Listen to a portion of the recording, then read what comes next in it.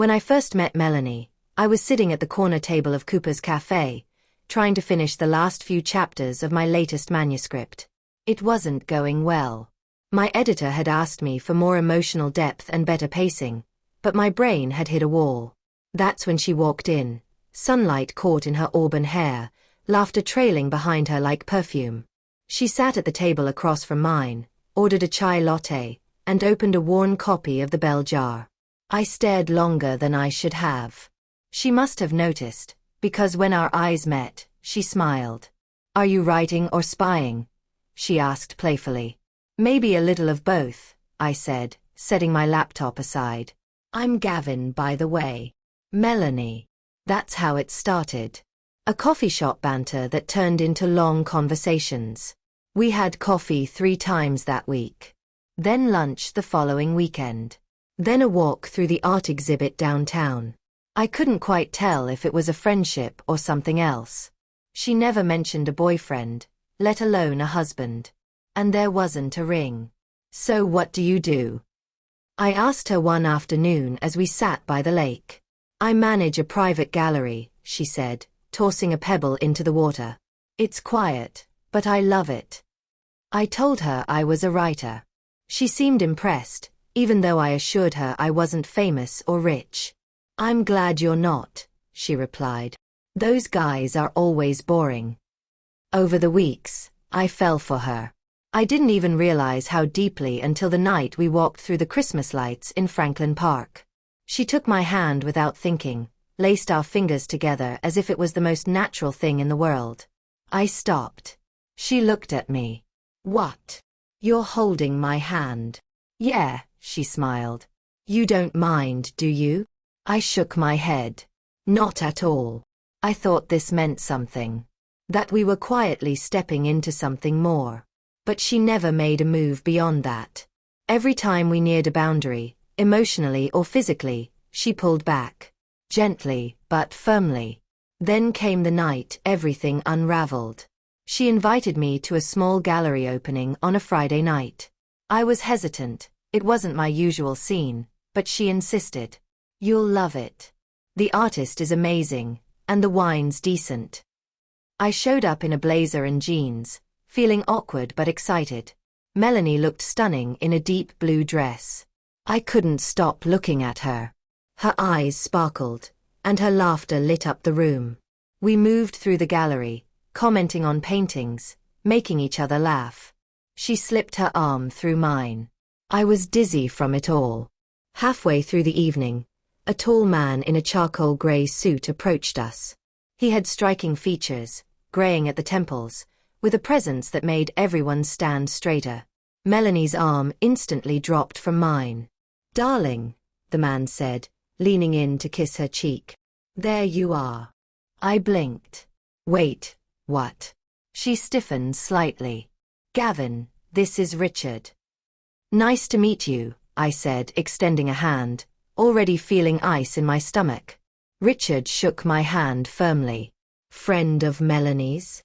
"Yeah," I said carefully. "We met at Cooper's Cafe. She said she liked my laptop stickers." Melanie chuckled nervously. Richard smiled. She always had a thing for writers.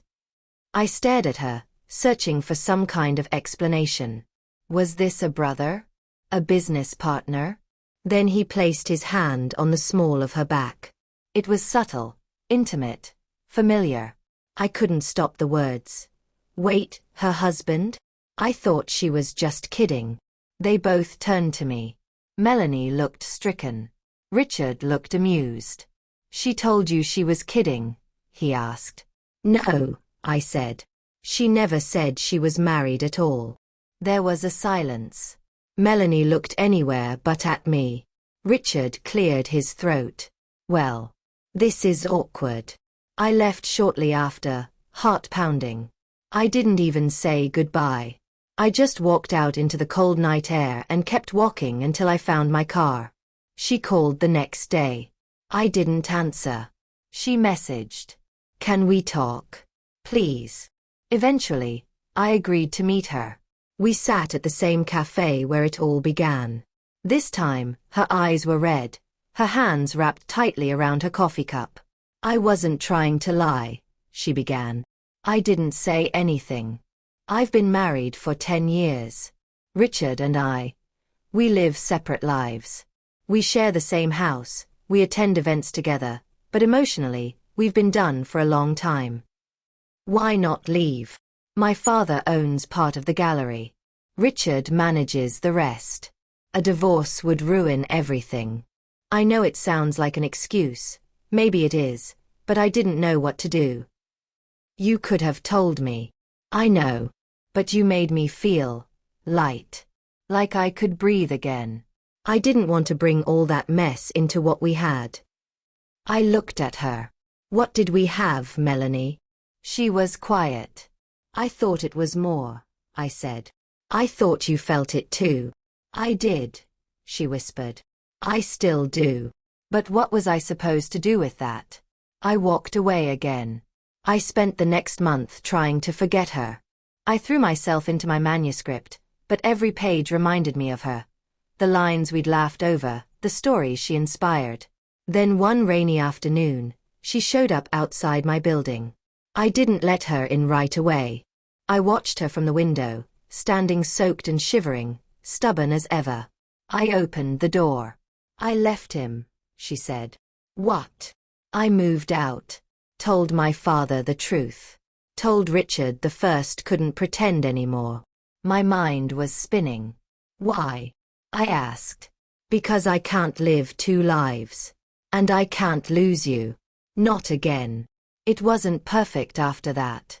We had months of difficult conversations, painful truths, and slow rebuilding. Trust doesn't come back easily when it's broken, even if it wasn't entirely malicious. But she kept showing up. With honesty. With apologies. With love. And I kept meeting her halfway. A year later, we walked into Cooper's cafe, holding hands. No secrets. No confusion. Just us. And for the first time in a long time, it felt real.